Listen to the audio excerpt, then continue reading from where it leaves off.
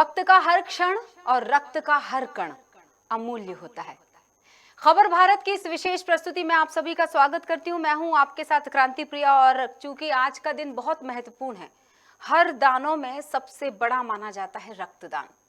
हर साल 14 जून को विश्व रक्तदाता दिवस मनाया जाता है ताकि ट्रांसफ्यूजन के लिए सुरक्षित रक्त और रक्त उत्पादों की आवश्यकता के बारे में जागरूकता फैलाई जा सके। ये दिन उन लोगों के योगदान का भी सम्मान होता है जो राष्ट्रीय स्वास्थ्य प्रणालियों में खुद से और बिना पैसे के रक्त को डोनेट करते हैं। लोगों की जान बचाने का काम किया जाता है, जैसे गर्भावस्था और प्रसव से संबंधित रक्तस्राव से पीड़ित महिलाएं, मलेरिया और कुपोषण के कारण एनीमिया से पीड़ित बच्चे, ट्रॉमा, आपात स्थिति, आपदाओं और दुर्घटनाओं के शिकार और रक्त और बोन मैरो से पीड़ित वो लोग, हीमोग्लोबिन के वंशानुगत विकार और प्रतिरक्षा कमी की स्थिति। इन सारी स्थितियों से निपटने के लिए जरूरी है हम सब का रक्तदान किया जाना। इस साल विश्व रक्तदाता दिवस की थीम है रक्तदान एकजुटता का काम। ये थीम है इस बार की, क्योंकि हर बार थीम चेंज हो जाती है। WHO यानी विश्व स्वास्थ्य संगठन की हम बात करें, उसने इस दिन की शुरुआत की थी और इसके मद्देनजर कि हम सभी ये बात को समझ सकें कि हम सबके लिए रक्तदान किया जाना कितना ज़रूरी है। बहुत कम लोग हैं जो इस तरह से लोगों को जागरूक करते हैं, किसी ना किसी अभियान से जुड़ाव रखते हैं लोगों के साथ और एक संकल्प लेकर आगे बढ़ते हैं। इन्हीं में से एक सदस्य आज हमारे साथ विदिशा से सीधे जुड़ेंगे लाइव, और उनका नाम है विकास पचौरी। अगर मैं ये कहूँ कि ये नाम ही बस जिले के लिए काफी होगा, ना सिर्फ जिले के लिए बल्कि प्रदेश के लिए और देश के लिए भी, इसलिए क्योंकि एकमात्र अगर ये व्यक्ति सिर्फ अपने सोशल मीडिया पर एक लाइन ये मात्र डाल देता है कि रक्तदान के लिए या किसी अभियान के लिए या किसी संकल्प के लिए आप लोगों की जरूरत है, तो लाखों नहीं करोड़ों लोग उनके साथ जुड़ जाते हैं और समाज सेवा में हकदार बन जाते हैं। चलिए स्वागत करते हैं। खबर भारत से जुड़े हुए हैं विकास पचौरी जी, और मैं यहाँ उनका नाम के साथ जो एक शब्द जोड़ना चाहूंगी वो देहदानी, और इनसे ही पूछ लेते हैं कि आखिर देहदानी ये शब्द सिर्फ इसलिए जोड़ा गया है क्योंकि ये देहदान की संकल्प भी लोगों को दिला रहे हैं, या ये वाकई खुद और इनका परिवार देहदानी है? बहुत बहुत स्वागत है विकास जी आपका। बहुत धन्यवाद जी विकास जी, बताइए कैसे। सबसे पहले तो हम इसी से शुरू करते हैं अपनी बातचीत को कि देहदानी, क्या वाकई परिवार में बहुत से लोग ऐसे हैं जिन्होंने देहदान का संकल्प लिया है? जी, आप सही कह रही हैं प्रिया जी। मेरी माँ, मेरी पत्नी, मेरी बहन, मेरे जिया, भांजी, हम सभी लोगों ने संयुक्त रूप से मृत्यु उपरांत देहदान का संकल्प पत्र भरा है। कितना जरूरी है लोगों के लिए ये जानना। मैं चाहे रक्तदान की बात करूं, अंगदान की बात करूं, देहदान की बात करूं, आज भी जागरूकता की कमी है। क्योंकि अगर किसी से पूछें कि आपने आखिरी बार रक्तदान कब किया था, तो शायद बहुत से लोग विचारों में डूब जाएंगे। शायद उनको पता ही नहीं कि रक्तदान हर 3 महीने बाद किया जा सकता है। बिल्कुल आप सही कह रहे हैं। दरअसल रक्तदान के लिए हम लोगों के मन में, आम जनता के मन में ये भावना रहती है कि रक्तदान करके वह कोई बहुत बड़ा पुण्य का काम कर रहे हैं, किसी की जान बचाने के लिए रक्तदान कर रहे हैं। लेकिन मैं बताना चाहता हूं कि रक्तदान करना हमारे स्वयं के स्वास्थ्य के लिए बहुत बेहतर रहता है। यदि हम हर 3 माह में नियमित रक्तदान करते रहेंगे तो हमारा शरीर हमेशा स्वस्थ रहेगा, क्योंकि नए रेड सेल्स बनकर हमारे शरीर को नई ऊर्जा देते हैं। बिल्कुल सही। आपने बहुत सारे लोगों को जागरूक किया है, और इतना जागरूक किया कि लगातार घंटों बोलते रहे थे, और जब घंटों बोलते रह गए बिना समय देखे हुए, बिना दिन देखे हुए, तो Guinness book of world record में अपना नाम भी दर्ज करवा लिया। क्या था वो सफर, मैं चाहूंगी दर्शकों को बताया जाए। हमने एक दान मेले का आयोजन किया था विदिशा के जालोरी गार्डन में, जहां पर हमने रक्तदान, नेत्रदान, देहदान से जुड़ी हुई जो भ्रांतियां, रीतियां हैं, उनका समाधान करने की कोशिश की थी, और साथ साथ ये बताया था कि रक्तदान करने से क्या फायदा होता है हमारे शरीर को। तो उसका परिणाम ये रहा कि कई यूनिट वहां पर ब्लड डोनेट हुआ और कई लोगों को यह समझ आया कि रक्तदान करना बेहद आवश्यक है। और लगातार चूंकि हम बोलते रहे थे, इस कारण से वह विश्व रिकॉर्ड की श्रेणी में भी आया और इंडिया बुक ऑफ रिकॉर्ड्स और एशिया रिकॉर्ड्स, इन 2 बुक्स में ईश्वर ने हमारा नाम जोड़ने का आशीर्वाद दिया। बिल्कुल, इंडिया बुक ऑफ रिकॉर्ड और वर्ल्ड बुक ऑफ रिकॉर्ड की अगर हम बात करना चाहें, मैं हमेशा ये बात अपने दर्शकों के साथ शेयर करती हूँ और बोलती हूँ कि पहले हमें काम करना होगा, फिर नाम बनेगा, और फिर एक समय ऐसा आएगा कि आपके नाम से आपके काम बनने शुरू हो जाएंगे और आपके नाम की जो गूंज है वो चहुओर होगी, मतलब गुंजायमान हो जाएगा आपका नाम इस पटल पर। तो शायद यही कारण था कि आपने इतना काम कर डाला, रक्तदान, इसकी अगर अंगदान और देहदान की अगर हम बात करें, कि राष्ट्रपति ने आपके परिवार सहित आपको आमंत्रित किया था वहां पर राष्ट्रपति भवन में। जी जी जी, ये तो एक कैसा सौभाग्य रहा वो हमको सफर? मिला। जी, वो जी। सफर जीवन का बेहद खूबसूरत सफर इसलिए था और बहुत यादगार सफर इसलिए था कि मेरी पूज्य महामहिम राष्ट्रपति महोदय से मुलाकात के लिए पास में बैठकर उन्होंने बातचीत की। हालांकि हम सभी परिवार के सदस्यों ने थोड़ी थोड़ी बातचीत की महामहिम से, लेकिन मेरी माँ को विशेष समय महामहिम ने दिया और हम सभी लोग उनसे मिल सके, जिन्हें जिन्हें दूर से देखना भी संभव नहीं होता है, उन्हें हम इतने नजदीक से देख सके। ये हमारे पूरे परिवार के लिए बेहद गौरव का क्षण था और हम बेहद खुश थे कि ईश्वर ने यह योग बनाया। बिल्कुल। अब बात करते हैं हम उस संकल्प की, जो संकल्प आपने लिया और फिर एक अभियान बन गया, एक कारवां सा बन गया था। कैसे शुरुआत हुई थी रक्तदान के प्रति लोगों को जागरूक करने की? मुझे अच्छी तरह याद है, पहली बार आपका नाम इसलिए गिना गया था, इसलिए आपका नाम हमने जाना था कि एकमात्र ये ऐसा व्यक्ति है जो लोगों के घर घर जाकर या सड़क पर कहीं पर भी शिविर लगाकर बैठ जाता है और लोगों को सिर्फ ये बताने की कोशिश कर रहा है कि रक्तदान किया जाना कितना जरूरी है।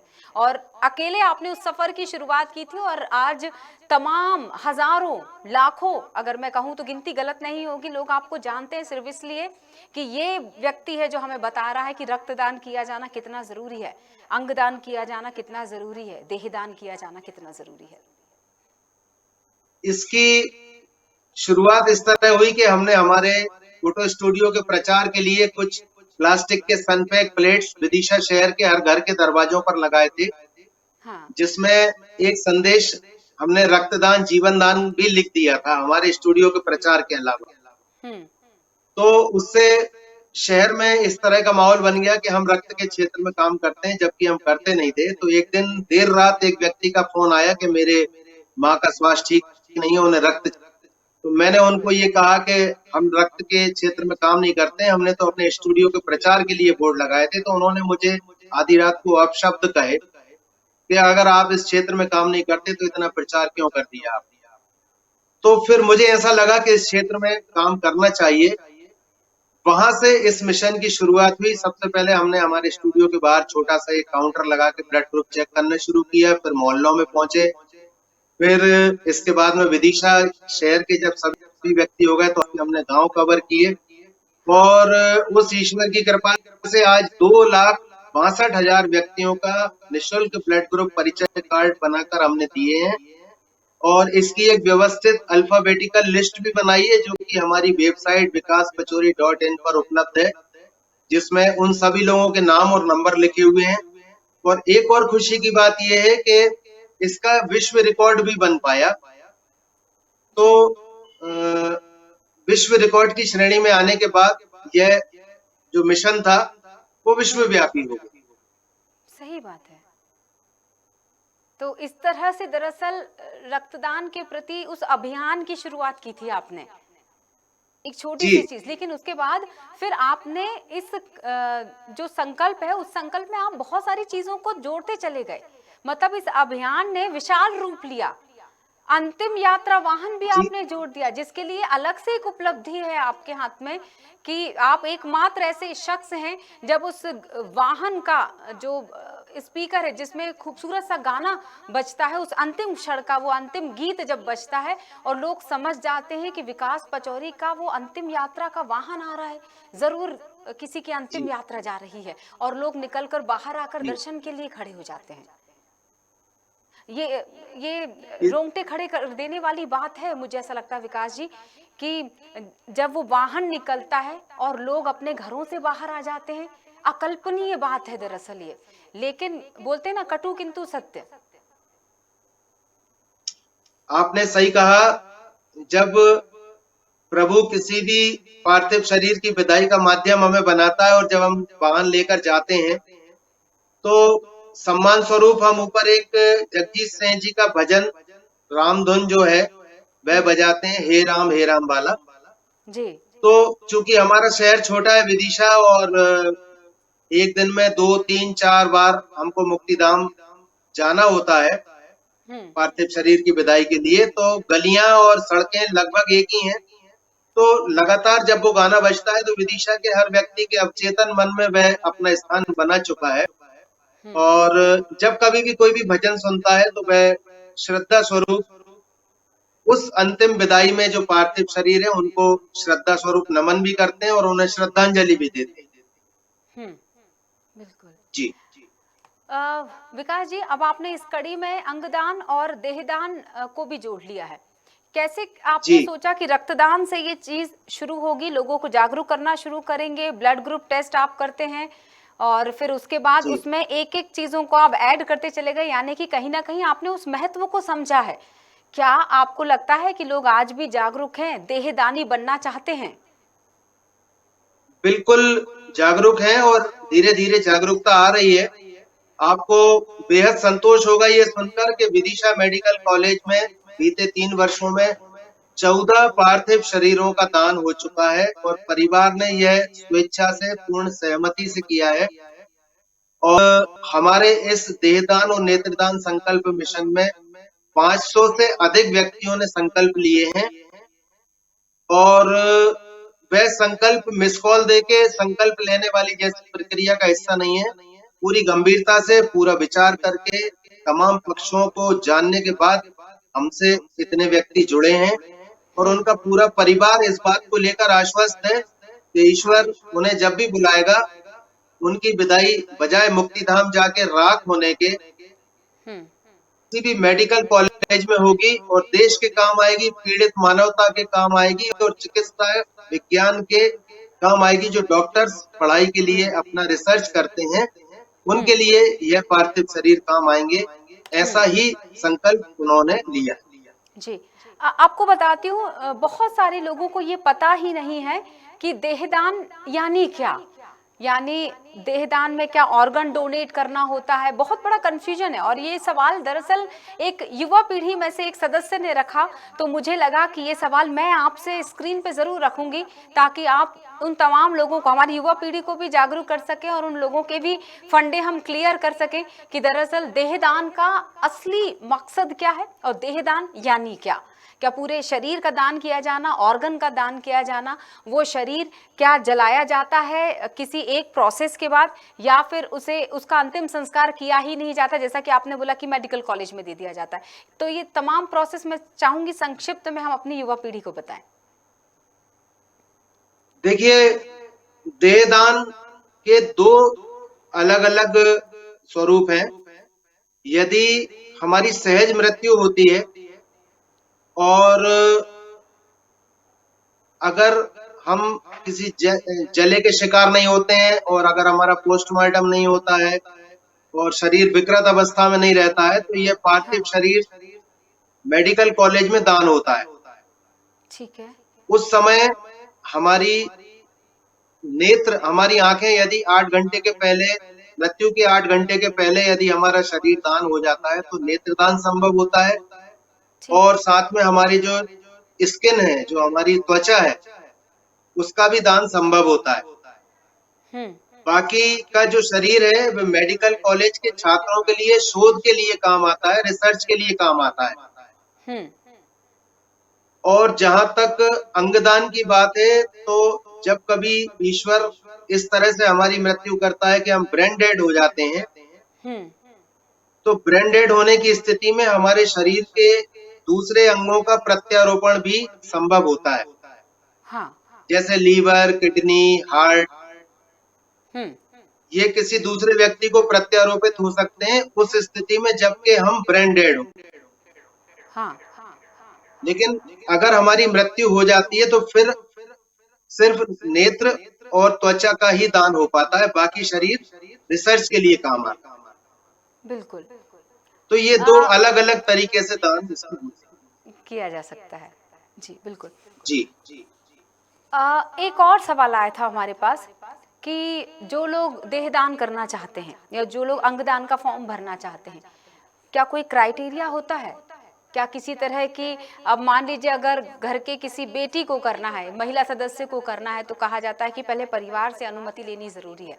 तो क्या किसी तरह का कोई फॉर्म ऐसा भरना होता है जिसमें अन्य सदस्यों के भी हस्ताक्षर लगते हों?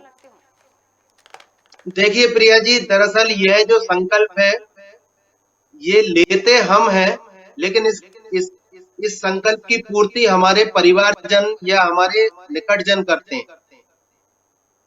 मैंने देहदान का संकल्प लिया है, मेरी मृत्यु के बाद मेरे पार्थिव शरीर को परिवार के सदस्य ही मेडिकल कॉलेज विदा करने जाएंगे, हम्म। क्योंकि मैं मृत्यु को प्राप्त हो चुका हूँ। हम्म। तो इसलिए ये कोई क्राइटेरिया तो नहीं है, लेकिन व्यवहारिक पक्ष है कि आपके संकल्प को आपका परिवार, आपके इष्ट मित्र और समाज के सभी व्यक्ति जाने, हाँ। ताकि जिस दिन आपको प्रभु बुलाए उस दिन यही सब लोग मिलके आपके संकल्प को पूरा कर सकें। जी। इसलिए कितने इन सभी लोगों की सहमति जोड़ी जाती है। जी बिल्कुल।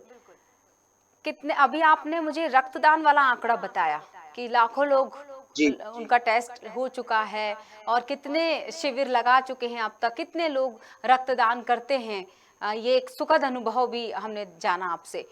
देहदान को लेकर आपका कैसा रहा अनुभव कि लोग आ रहे हैं फॉर्म भरने के लिए, संकल्प लेते हैं, संकल्प का हिस्सा बनते हैं, या कुछ ऐसे उदाहरण आप मुझे बताइए अपने अब तक के अनुभवों से कि जहां लोगों ने देहदान का फॉर्म भी भरा और उनके परिवार ने जब घर में उस सदस्य की मृत्यु हो जाती है तो फिर उसका देहदान भी किया। ये जानना भी जरूरी है क्योंकि सिर्फ फॉर्म भरने से आपके दायित्व कर्तव्य पूरे नहीं हो जाते। परिवार की जिम्मेदारी, जैसा कि आपने कहा कि आखिर उस शरीर को पहुंचाने का काम तो परिवार ही करेगा अंतिम यात्रा में। तो किस तरह से कुछ ये अनुभव या ये एक जो क्रम था उसके बारे में भी जानना चाहेंगे। इसमें जो सबसे जरूरी बात है वो ये है कि हमारी संकल्प कराने की जो प्रक्रिया है वह इतनी स्ट्रांग है या इतनी व्यवहारिक है कि जो भी व्यक्ति देहदान का संकल्प पत्र भरता है वह अपने परिवार को पूरी तरह से संतुष्ट करने के बाद ही इस फॉर्म को भरता है। हम लोगों ने मिस कॉल करके संकल्प देहदान के संकल्प नहीं कराए हैं, या किसी पर दबाव बना के या किसी पब्लिसिटी का हिस्सा बना के उनको संकल्प नहीं कराए। इसीलिए इतने सारे वर्षों में सिर्फ 500 व्यक्ति, 500 कुछ व्यक्ति ही शामिल हो पाए हैं। सबसे पहली बात तो ये है कि वे अपने पूरे परिवार को संतुष्ट करते हैं और परिवार के लगभग 6 सदस्यों के हस्ताक्षर करवा के हमको देते हैं। तो अभी तक हमारे द्वारा संकल्प दिलाए गए व्यक्तियों में 12 व्यक्तियों की जो मृत्यु हुई है, उस समय उनके परिवार के सदस्यों ने ही हमसे संपर्क किया कि भैया आ जाइए और अपने को इनको लेके मेडिकल कॉलेज चलना है, क्योंकि उनका देहदान का संकल्प उस घर में, उस परिवार में इतना ज्यादा प्रभाव छोड़ चुका था, सभी को संतुष्ट कर चुका था कि परिवार की नैतिक जिम्मेदारी ये बात हो गई थी, बजाय विरोध करने के, कि हमको तो इस पार्थिव शरीर को मेडिकल कॉलेज ही विदा करना है, तभी इनको इनकी आत्मा को शांति मिलेगी। कुछ इस तरह की सिचुएशन रही। और जहां तक जागरूकता की बात है तो मैं बताना चाहता हूँ कि 3 मासूम बच्चों का भी पार्थिव शरीर का दान मेडिकल कॉलेज में हुआ है, जिसमें कोई 4 दिन का था, कोई 4 घंटे का था, कोई 10 घंटे का था। इस तरह के 3 बच्चे भी रहे हैं। ये जागरूकता का ही परिणाम है कि उस छोटे से बच्चे के पार्थिव शरीर को बजाय जमीन में गड़ाने के उनके माता पिता ने मेडिकल कॉलेज में समर्पित किया, जो कि एमबीबीएस के बाद जो एमडी की रिसर्च की जो पढ़ाई करते हैं स्टूडेंट डॉक्टर, और शिशु रोग जो विशेषज्ञ बनते हैं, उनके लिए वह नवजात पार्थिव शरीर जो है बेहद कीमती और बेहद उनकी पढ़ाई में सहायक जी। जब हम इस तरह के कोई काम करते हैं, ये समाज सेवा का एक हिस्सा है और बहुत कम ऐसे समाज सेवी होंगे जिन्हें सरकार की तरफ से मदद मिलती होगी। यानी कि ये जो लोग हैं वो कई बार लोगों की मदद से आगे बढ़ते चले जाते हैं। आपको भी जी किसी तरह की, मुझे नहीं लगता जो लोग आपको जानते हैं उनको भी ये सब बातें पता हैं कि ये सारे काम जो आप करते हैं वो अपने ऊपर निर्भर रहकर करते हैं, दूसरों पर या सरकार पर निर्भर रहते हुए नहीं। जो भी मदद अगर आपको मिल पाई होगी वो शायद लोगों से मदद मिली होगी, क्योंकि ये एक ऐसा काम है, रक्तदान, अंगदान, महादान, इस तरह की जागरूकता फैलाने वाला काम हो, या अंतिम यात्रा वाहन की मैं बात करना चाहूँ, और यहाँ तक कि वहाँ की जो सामग्री है, जो अंतिम यात्रा में जो इस्तेमाल होने वाली सामग्री भी आपके द्वारा दी जाती है। यानी दिन भर गाड़ी का चलना, अब गाड़ी पानी से नहीं पेट्रोल से चलती है। कहने का मतलब ये है कि हर छोटी से छोटी और बड़ी से बड़ी ज़रूरत में पैसा तो लगता है, और जब वो पैसा सरकार की तरफ से नहीं आता तो फिर पैसा कहाँ से आता है, ये एक बड़ा सवाल है। आपसे करना जी चाहूँगी, कैसे वहन करते हैं आप हाँ जी वाहन का ये जी। खर्चा भी, और बाकी दूसरे खर्चे, चाहे शिविर लगाना हो या लोगों को रक्तदान करने के बाद उनको जूस और चिप्स के या खाने के पैकेट देना हो, कैसे, कहाँ से आता है ये सारा खर्चा? ये आपने सही कहा कि ना ही तो हमने सरकार से कभी मदद मांगी है और ना ही कभी हमें सरकार से मदद है। जहां तक अब खर्च की बात है तो शुरू के लगभग 5 वर्ष तक तो एकला चलो नारा था, वन मैन शो था। सिर्फ और सिर्फ हम हमारे फोटो स्टूडियो की जो कमाई है उसमें बच्चों के लालन पालन में कटौती करके और ये सेवा कार्य करते थे। लेकिन महामहिम राष्ट्रपति महोदय से मुलाकात के बाद जब उन्होंने हमें ये सलाह दी कि आपको इसे देशव्यापी बनाना चाहिए, इसको आपने स्वयं अपने अपने लिए कर रखा है, अपने खर्चे पे जो कर रखा है, इसको आपको फैलाना चाहिए। तो फिर आकर हम लोगों ने, मतलब मैंने एक फाउंडेशन को रजिस्टर्ड कराया जिसमें हमारे शहर के चंद ऐसे समाज सेवी या ऐसे व्यक्ति शामिल हैं सेवा को अपना जीवन का उद्देश्य मानते हैं बजाय प्रसार प्रसार या उसकी पब्लिसिटी के। तो वह सारे सदस्य हमारे फाउंडेशन के हैं और इससे पहले हम दान किसी से स्वीकार नहीं करते थे, लेकिन अब हमने स्वैच्छिक दान भी स्वीकार करना शुरू कर दिया है। अब हमारा ये कहना रहता है कि यदि ईश्वर ने संपन्न बनाया और स्वेच्छा से यदि आप कुछ दान करना चाहते हैं तो वह स्वीकार है। तो जी इस तरह से ये सारी व्यवस्थित संचालित होती है। जी, बिल्कुल। और अब अगर मैं इसकी बात करना चाहूँ कि चूंकि आज विश्व रक्तदान दिवस हम सभी मना रहे हैं, और इसी उपलक्ष्य में आपसे 3 महत्वपूर्ण शब्दों पर हमने चर्चा की, महाअभियान पर हमने चर्चा की, रक्तदान, अंगदान और देहदान पर।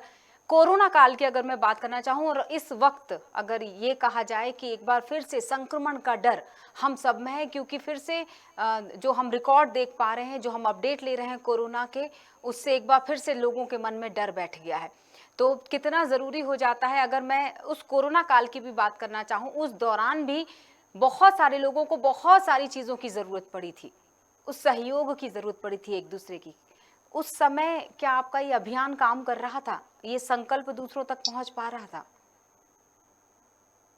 कोरोना काल में मृत्यु का जब तांडव मचा हुआ था हम्म और एक दिन में सुबह जल्दी से लेके देर रात तक हम्म 10 से 15 20 10 15 20 तक पार्थिव शरीरों की विदाई हो रही थी। हम्म उस समय भी ये सेवा प्रकल्प पूरी तरह से चालू था हम्म और कहीं कोई रुकावट नहीं थी हम्म और ईश्वर ने इतनी शक्ति दी कि उस समय भी हम पूरी शिद्दत से और पूरी भावनाओं से इस सेवा को कर पाए। हालांकि बीच में मुझे खुद कोरोना हो गया था, हम्म तो करीब 15 से 20 दिन के लगभग यह सेवा मैं नहीं कर पाया था, खुद बिस्तर पर रहा मैं। लेकिन ईश्वर ने फिर जब स्वस्थ कर दिया तो फिर से सेवाएं शुरू हुई थी।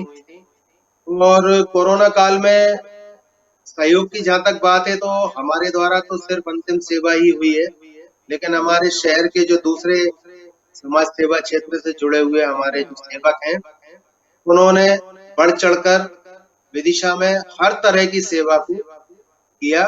चाहे शहर से गुजरने वाले जो दूसरे प्रदेशों के या दूसरे शहरों के जो नागरिक हों उनको सहायता देना हो, या विदिशा शहर में जो गरीब को सहायता देना, और सभी तरह से हमारे शहर में समाज सेवी ने इस सेवा जी को किया है। जी बिल्कुल। एक अंतिम सवाल अब आपसे रखती हूँ, वो ये कि रक्तदान, अंगदान, देहदान, इनको लेकर आप लोगों से क्या कहना चाहेंगे इस खबर भारत के इस प्रोग्राम के माध्यम से? देखिए, रक्तदान के विषय में तो बड़ी स्पष्ट सी बात है, आपको गूगल पे भी ढेर सारी जानकारी मिल जाएंगी कि इस गलतफहमी में ना रहिएगा कि रक्तदान करने से हमें कमजोरी आती है या हमारा शरीर उतना ताकतवर नहीं रहता जो पहले रहता है, बल्कि हम पहले से ज्यादा स्वस्थ हो जाते हैं, पहले से ज्यादा हम एनर्जिक हो जाते हैं, और दिया हुआ 1 यूनिट रक्त 300 ग्राम मात्र 48 घंटे में बन जाता है, और बाकी के जो दूसरे रक्त के अन्य जो कमी है वो 3 माह में पूरी हो जाती है। जी तो हम बजाय ये सोच के कि हम दूसरे की जान बचा रहे हैं, खुद के शरीर को अच्छा रखने के लिए नियमित हर 3 माह में यदि रक्तदान करेंगे तो हम स्वस्थ रहें। बिल्कुल सही। अंगदान के विषय में मैं कहना चाहता हूं कि आप अगर सिर्फ 1 मिनट के लिए अपनी आंखों को बंद करके अगर अपना जीवन जिएंगे तो आप महसूस करेंगे कि जीवन का अंधकार कितना कष्टकारी होता है, और यह कष्ट वह नेत्रहीन व्यक्ति पूरे जीवन भोगते हैं या भोग रहे हैं, जी जिन्हें ये नहीं मालूम कि दुनिया कैसी है, दुनिया को कैसा हम देख सकते हैं। उनके मन को, उनके व्यवहार को विचार करके नेत्रदान का संकल्प अवश्य लीजिए, क्योंकि मृत्यु के बाद यह कीमती शरीर जब राख होता है तो प्रकृति के लिए भी नुकसानदायक है, और और पीड़ित मानवता के लिए भी ये नेत्रों का दान जरूरी है। तो मैं चाहता हूं कि सभी लोग नेत्रदान करने पर विचार करें, इसी तरह से देहदान और अंगदान पर भी विचार करें। हमको ईश्वर ने ये जो कीमती शरीर दिया है, यह शरीर हमारे जाने के बाद भी अगर किसी व्यक्ति के काम आ सकता है, देश के काम आ सकता है, जी तो हमें यह सब अवश्य लेना चाहिए, क्योंकि हमारे पुराने ग्रंथों में ऋषि मुनियों ने और हमारे साधु संतों ने भी इस तरह का त्याग किया है। बिल्कुल, ये बात जरूर आध्यात्मिक है, ये जो आपने बातें कही वो आध्यात्मिक सोच से जुड़ी हुई हैं, लेकिन ये व्यावहारिक ज्ञान भी दर्शाती हैं। बहुत बहुत शुक्रिया हमसे जुड़ने के लिए विकास जी, बहुत सारी शुभकामनाएं आपको। आपका संकल्प दूसरों का सहारा बन रहा है, तो ये संकल्प एक विशाल विस्तृत रूप ले, हम यही शुभकामनाएं, खबर भारत की टीम आपको शुभकामनाएं देती है। बहुत बहुत शुक्रिया हमसे जुड़ने के लिए। तो दर्शकों, विकास पचौरी हमारे साथ जुड़े हुए थे, और जाने से पहले चूंकि विश्व रक्तदान दिवस की हम बात कर रहे हैं, जिसका मकसद ये है कि एकजुटता का काम, और एकजुटता का काम जो कर रहे थे वो उदाहरण विकास जी हमारे साथ थे। तो विश्व रक्तदाता दिवस कार्ल लैंडस्टीनर की जयंती के रूप में मनाया जाता है, जिनका जन्म 14 जून 1867 को हुआ था। उन्होंने एबीओ ब्लड ग्रुप सिस्टम की खोज करके स्वास्थ्य विज्ञान में उनके अपार योगदान के लिए नोबेल पुरस्कार से उन्हें सम्मानित किया गया था। 2004 में डब्ल्यूएचओ ने पहली बार विश्व रक्तदाता दिवस मनाया, ताकि सभी देशों को लोगों के जीवन को बचाने के लिए, लोगों को रक्तदान के लिए प्रोत्साहित किया जा सके। रक्तदान करते हैं क्योंकि रक्तदान करने से कमजोरी नहीं आती, ध्यान रखिएगा, कमजोर रिश्ते मजबूत जरूर हो जाते हैं। बस दुनिया में फैली महामारी, चूंकि कोरोना का एक बार फिर से डर सता रहा है, हम लगातार अपडेट आपको दे रहे हैं, तो किसी ने लिख दिया है कि दुनिया में फैली महामारी कोरोना, लेकिन तुम ज्यादा डरो ना। माना परिस्थिति जरा नाजुक है तो सब मिलकर कुछ नेक काम करो ना। अफवाहों के बंद दरवाजों से बाहर निकल जरूरतमंदों की यथासंभव मदद करो ना। अगर हम साथ होकर खड़े हो गए, फिर कुछ ना कर पाएगा कोई कोरोना। रक्तदान, क्योंकि इस दान से बड़ा कोई दान ही नहीं है। आइए कर देखते हैं, अच्छा लगता है। फिलहाल के लिए इस विशेष प्रस्तुति में इतना ही। जुड़े रहिए खबर भारत के साथ। नमस्कार।